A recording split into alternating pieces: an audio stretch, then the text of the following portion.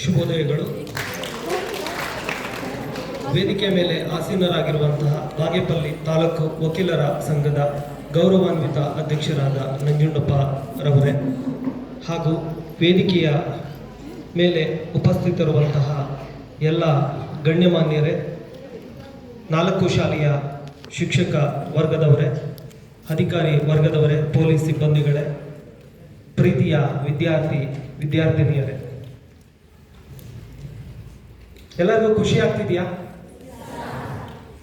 ಇವತ್ತು ನ್ಯಾಯಾಧೀಶರು ಬಂದಿದ್ದಾರೆ, ವಕೀಲರು ಬಂದಿದ್ದಾರೆ, ಪೊಲೀಸ್ ಬಂದಿದ್ದಾರೆ, ಯಾವುದೋ ವಿಚಾರಗಳನ್ನ ಹೇಳ್ತಾರೆ ಅಂತ. ಖುಷಿ ಆಗ್ತದ ಕೇಳೋದಕ್ಕೆ? ಕಾರ್ಯಕ್ರಮ ಶುರು ಮಾಡೋ ಮುಂಚೆ ಈ ಒಂದು ಶಾಲೆಯನ್ನ ಇಷ್ಟೊಂದು ಶಿಸ್ತು ಸಂಯಮವಾಗಿ ಬೆಳೆಸಲು ಇಟ್ಕೊಳ್ಳಲು ಸಹಕಾರ ಕೊಟ್ಟಂತಹ ಎಲ್ಲ, ಅದು ಪ್ರತ್ಯಕ್ಷವಾಗಿರ್ಬೋದು ಅಥವಾ ಪರೋಕ್ಷವಾಗಿರ್ಬೋದು, ಸಹಕಾರ ಮಾಡಿದಂತಹ ಎಲ್ಲ ವ್ಯಕ್ತಿಗಳಿಗೆ ನೀವಾಗಲಿ ನಾವಾಗಲಿ ಒಂದು ಗೌರವವನ್ನು ಅರ್ಪಿಸಬೇಕಾಗ್ತದೆ. ಹೌದಲ್ವಾ? ಎಷ್ಟು ಸುಂದರವಾಗಿದೆಯಲ್ಲ ನಿಮ್ಮ ಒಂದು ಶಾಲೆ, ಹೌದಲ್ಲ? ಸೊ ಎಲ್ಲಿ ಸ್ವಚ್ಛತೆ ಇರ್ತದೋ ಅಲ್ಲಿ ಧರ್ಮಾತೀತವಾಗಿ ಎಲ್ಲ ದೇವರುಗಳು ನೆಲೆಸ್ತಾರೆ ಅನ್ನೋದು ನನ್ನ ಭಾವನೆ. ಹಾಗಾಗಿ ನಾವುಗಳು ನಮ್ಮ ಪರಿಸರದಲ್ಲಿ, ನಾವಿರುವಂಥ ಮನೆಯಲ್ಲಿ ಎಲ್ಲೇ ಆಗಲಿ, ನಮ್ಮ ಕ್ಲಾಸ್ ರೂಮ್ನಲ್ಲೇ ಆಗಲಿ, ನಮ್ಮ ದೇಹವನ್ನು, ಮನಸ್ಸನ್ನು ಹಾಗೂ ನಮ್ಮ ಪರಿಸರವನ್ನು ಸ್ವಚ್ಛವಾಗಿ ಇಟ್ಕೊಳ್ಬೇಕಾಗ್ತದೆ. ಇಟ್ಕೋತಿರಲ್ಲ? ಕೇವಲ ನಿಮ್ಮ ತರಗತಿ ಸ್ವಚ್ಛವಾಗಿ ಇಟ್ಕೊಳ್ಳೋದಲ್ಲ, ನಿಮ್ಮ ಮನೆಗೆ ಹೋದರೆ ಮನೆಯೂ ಕೂಡ ಸ್ವಚ್ಛವಾಗಿ ಇಟ್ಕೋಬೇಕು. ಆಯಿತಾ? ಊಟ ಮಾಡಿ ಪಾತ್ರೆಗಳೆಲ್ಲ ನೀವು ತೊಳಿಬೇಕು, ಗಂಡು ಮಕ್ಕಳಾಗಲಿ ಹೆಣ್ಮಕ್ಳಾಗಲಿ. ಹೌದಲ್ಲ? ಕಸ ಇದೆ ಅಂದರೆ ಅದನ್ನು ತೆಗಿಬೇಕು. ಹೌದಲ್ಲ? ಸೊ ಇವತ್ತು 2 ವಿಚಾರಗಳ ಬಗ್ಗೆ ನಾವು ನಿಮ್ಮ ಮುಂದೆ ಬಂದಿದ್ದೀವಿ. ಆ 2 ವಿಚಾರಗಳು ಏನು ಅಂದರೆ, ನಿಮ್ಮ ಒಂದು ಹಾರೈಕೆ, ನಿಮ್ಮ ಒಂದು ಅಭಿವೃದ್ಧಿಯನ್ನು ಕಾಣಬಯಸಿ ನಾವು ಇಲ್ಲಿಗೆ ಬಂದಿದ್ದೀವಿ. ನಮ್ಮದು ಭಾರತ ದೇಶ ತನ್ನದೇ ಆದಂತಹ ಒಂದು ಸಂಸ್ಕೃತಿಯಲ್ಲಿ ವಿವಿಧ ಧರ್ಮಗಳಿದ್ರು, ವಿವಿಧ ಭಾಷೆಗಳಿದ್ರು, ವಿವಿಧ ಪ್ರದೇಶಗಳಿದ್ರು ಕೂಡ ಒಂದು ಸಾಮರಸ್ಯ ಕಾಣುತ್ತಾ ಇಡೀ ವಿಶ್ವದಲ್ಲಿ ಹೆಗ್ಗಳಿಕೆಯನ್ನು ಪಡೆದಂಥ ಒಂದು ಭಾರತ ದೇಶದಲ್ಲಿ ನಾವೆಲ್ಲ ಹುಟ್ಟಿದ್ದೀವಿ. ನಾವೆಲ್ಲ ಧನ್ಯರು, ಹೌದಲ್ವಾ?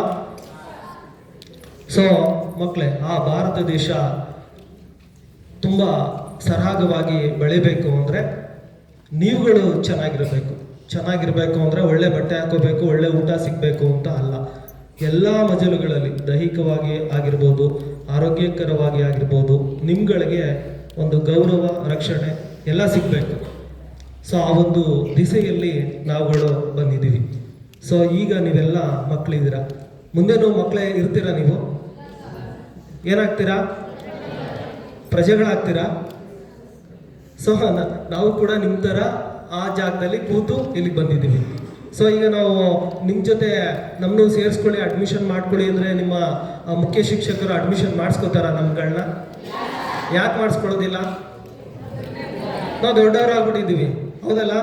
ಅವಕಾಶ ಮಿಸ್ ಆಗೋಯ್ತು ನಮಗೆ. ಅದಕ್ಕೋಸ್ಕರ ಹೇಳೋದು, ನಿಮಗೆಲ್ಲ ಅವಕಾಶ ಇದೆ. ಈಗ ಶಾಲೆಗಳಿಗೆ ಬರ್ತಿದ್ದೀರಾ, ಒಳ್ಳೆ ಶಿಕ್ಷಕರಿದ್ದಾರೆ, ಒಳ್ಳೆ ಪರಿಸರ ಇದೆ, ಒಳ್ಳೆ ತಂದೆ ತಾಯಿಗಳು, ಒಳ್ಳೆ ಊರು, ಒಳ್ಳೆ ಜಲ, ನೆಲ ಮತ್ತು ಬೆಳಕು ಎಲ್ಲ ಇದೆ. ಅದೆಲ್ಲ ಬಳಕೆ ಮಾಡ್ಕೋಬೇಕು. ಬಳಕೆ ಮಾಡ್ಕೋತೀರಾ? ಇಲ್ಲ ಅಂದರೆ ನಮ್ಮ ಥರ ವಯಸ್ಸಾದ್ಮೇಲೆ ಪಶ್ಚಾತ್ತಾಪ ಪಡ್ತೀರಾ, ಹೌದಲ್ಲ? ನಿಮ್ಮ ಅಪ್ಪ ಅಮ್ಮ ರೈತರಿದ್ದಾರೆ, ಕೂಲಿ ಕೆಲಸಕ್ಕೆ ಹೋಗ್ತಾರೆ, ಎಲ್ಲ ರೀತಿ ಕಷ್ಟಪಡ್ತಾರೆ. ನೀವು ಕೂಡ ಆ ಥರ ಆಗಬೇಕಾ? ಆಗಬಾರ್ದು. ನೀವು ಕೂಡ ಅಧಿಕಾರಿಗಳಾಗಬೇಕು, ಒಳ್ಳೆಯಗಳಾಗಬೇಕು. ಇಡೀ ಭಾರತ ದೇಶ ನೋಡೋವಂಥ ಪ್ರಜೆಗಳು ನೀವಾಗಬೇಕು. ಆಮೇಲೆ ಚಿಂತೆ ಮಾಡೋದಲ್ಲ. ನೀವು ಇವತ್ತಿನ ಒಂದು ಸಮಯವನ್ನು ದುರುಪಯೋಗ ಪಡಿಸ್ಕೊಂಡ್ರೆ ನಾಳೆ ದಿನ ನಿಮ್ಮ ತಂದೆ ತಾಯಿಗಳ ಥರ ನೀವು ಕೂಡ ಕೂಲಿ ನಾಲಿ ಮಾಡಿ ಕಷ್ಟದ ಜೀವನದಲ್ಲಿ ನಿಮ್ಮ ಕೈ ತೊಳಿಬೇಕಾಗ್ತದೆ. ಅದಾಗಬಾರ್ದು ಅಂದರೆ ನಿಮ್ಮ ತಂದೆ ತಾಯಿ ಕನಸುಗಳನ್ನ ನೀವು ಈಡೇರಿಸ್ಕೋಬೇಕು, ಹೌದಲ್ಲ? ಎಲ್ಲ ಜಾತ್ರೆಗೆ ಹೋಗಿದ್ದೀರಾ? ಜಾತ್ರೆಗಳೆಲ್ಲ ಆಗುತ್ತಲ್ಲ ಅಕ್ಕಪಕ್ಕ. ಕಬ್ಬಿನ ರಸ ಕುಡ್ದಿದ್ದೀರಾ? ಯಾಕೆ ಕುಡ್ದಿಲ್ಲ ಕಬ್ಬಿನ ರಸನ? ಯಾಕೆ ಕುಡ್ದಿಲ್ಲ? ಎಲ್ಲ ಕುಡ್ದಿರ್ತೀರಾ ಕಬ್ಬಿನ ರಸ. ಚೆನ್ನಾಗಿರುತ್ತಲ್ಲ, ರುಚಿಯಾಗಿರ್ತದಲ್ಲ. ಸುಮ್ಮನೆ ಆಗ್ತದೆ ಕಬ್ಬಿನ ರಸ? ಹೇಗೆ ಕಬ್ಬಿನ ರಸ ಆಗ್ತದೆ? ಏನು ಬೇಕು ಮುಖ್ಯವಾಗಿ? ಕಬ್ಬು ಇದ್ರೆ ರಸ ಬರುತ್ತಾ? ಏನು ಮಾಡ್ಬೇಕು? ಅದನ್ನ ಹಿಂಡಬೇಕು. ಸುಮ್ಮನೆ ಈ ಕಬ್ಬು ಇಟ್ಕೊಂಡು ನೋಡಿದ್ರೆ ರಸ ಬರುತ್ತಾ? ಅದನ್ನ ಚೆನ್ನಾಗಿ ಏನು ಮಾಡಬೇಕು? ಹಿಂಡಬೇಕು. ಎಲ್ಲ ನೋಡಿದ್ರಲ್ಲ ಕಬ್ಬಿನ ರಸ ಹೇಗೆ ಹಿಂಡ್ತಾರೆ ಅಂತ. ಒಂದ್ಸರಿ ಆ ಯಪ್ಪ ಹಾಕ್ತಾರೆ ಕಬ್ಬುನ, ಮತ್ತೆ ಅದನ್ನ ಮುರಿದು ಮತ್ತೆ ಹಾಕ್ತಾರೆ, ಹೌದಲ್ಲ? ಒಂದೇ ಪ್ರಯತ್ನ ಮಾಡ್ತಾರೆ ಅವರು, ಒಂದು 4-5 ಪ್ರಯತ್ನ ಪಡ್ತಾರೆ. ಏನಕ್ಕೆ ಅಂದ್ರೆ ಕಬ್ಬಿನಲ್ಲಿರುವಂತಹ ರಸ ಎಲ್ಲ ಗ್ಲಾಸ್ಗೆ ಬರಬೇಕು ಅಂತ, ಹೌದಲ್ಲ? ಅವನು ಒಂದೇ ಅಟೆಂಪ್ಟ್ ಮಾಡಿ ಎಸಿತಾನ ಅದನ್ನ ಕಬ್ಬಿನ, ಮತ್ತೆ ಮತ್ತೆ ತೆಗಿತಾನೆ, ಯಾಕಂದ್ರೆ ಅದರಲ್ಲಿರುವಂತ ಕಬ್ಬಿನ ರಸ ಸಿಗ್ಬೇಕು ಅಂತ. ಅದೇ ರೀತಿ ನಿಮಗೆ ಒಂದು ಸಮಯ ಅಂದ್ರೇನೋ, ನನ್ನ ಪ್ರಕಾರ ಅದು ಒಂದು ಕಬ್ಬಿನ ಜಲ್ಲೆ, ರಸಪೂರಿತವಾದ ಒಂದು ಜಲ್ಲೆ. ಯಾವುದು? ಸಮಯ ಅನ್ನೋದು. ಸಮಯವನ್ನ ನಿನ್ನಾಗಿ ಅವಾಗ ಮಾತ್ರ ನಿಮ್ಗೆ ಕಬ್ಬಿನ ರಸ ಸಿಗ್ತದೆ, ನಿಮ್ಗೆ ಒಳ್ಳೆ ಅಂಕಗಳು ಸಿಗ್ತದೆ, ನಿಮ್ಗೆ ಒಳ್ಳೆ ಉದ್ಯೋಗಗಳು ಸಿಗ್ತದೆ, ಆದ್ರಿಂದ ನಿಮ್ಗೆ ಒಳ್ಳೆ ಸಂಬಳ ಸಿಗ್ತದೆ, ಅದರಿಂದ ಕಾರು, ಮನೆ, ನಿಮ್ಮ ಎಲ್ಲ ಆರ್ಥಿಕ ಸಮಸ್ಯೆಗಳನ್ನ ನೀವು ಕಂಡ್ಕೋಬಹುದು. ನಿಮ್ಮಲ್ಲಿ ಜಮೀನಿದ್ರೆ ಆ ದುಡ್ಡಿಂದ ಕೊಳವೆ ಬಾವಿ ಹಾಕ್ಸ್ಬೋದು, ನಿಮ್ಮ ತಂದೆ ತಾಯಿಗಳಿಗೆ ನೇರವಾಗಿ. ಹಲೋ,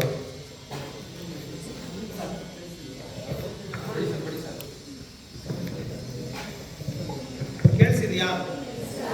ಸೊ ಸಮಯ ಅನ್ನೋದು ಅದು 1 ಸೆಕೆಂಡ್ ಇರಲಿ, 1 ನಿಮಿಷ ಇರಲಿ, ಅದನ್ನ ಒಂದು ಕಬ್ಬಿನ ಜಲ್ಲೆ ಅಂತ ಅನ್ಕೊಳ್ಳಿ. ನಾವು ದೊಡ್ಡ ದೊಡ್ಡ ಮಾತು ಹೇಳ್ತೀವಿ, ಪಾಪ ಪುಟ್ ಮಕ್ಳಿದ್ದೀರ, ಎಷ್ಟು ಅರ್ಥ ಆಗುತ್ತೋ ಅಷ್ಟು ಅರ್ಥ ಮಾಡ್ಕೊಳ್ಳಿ. ಆಮೇಲೆ ಡೌಟ್ಸ್ ಬರ್ಕೊಂಡು ಹೋಗಿ ನಿಮ್ಮ ಟೀಚರ್ ಕೇಳಿ, ಏನೋ ನ್ಯಾಯಾಧೀಶರು ಏನೋ ಕಬ್ಬಿನ ಜಲ್ಲೆ ಅಂತೆಲ್ಲ ಹೇಳಿದ್ರು ಮೇಡಮ್, ನಮ್ಗೆ ಅರ್ಥ ಆಗಿಲ್ಲ, ಹೇಳ್ಕೊಡಿ ಅಂತ. ಡೌಟ್ಸ್ ಎಲ್ಲ ಕೇಳ್ಕೋಬೇಕು, ಆಯ್ತಲ್ಲ?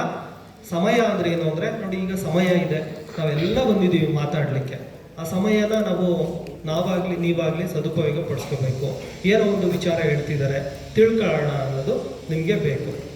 ಈ ಒಂದು ವಯಸ್ಸಲ್ಲಿ ನಿಮಗೆ ಆಟ ಆಡ್ಬೇಕಂತ ಅನ್ಸುತ್ತೆ.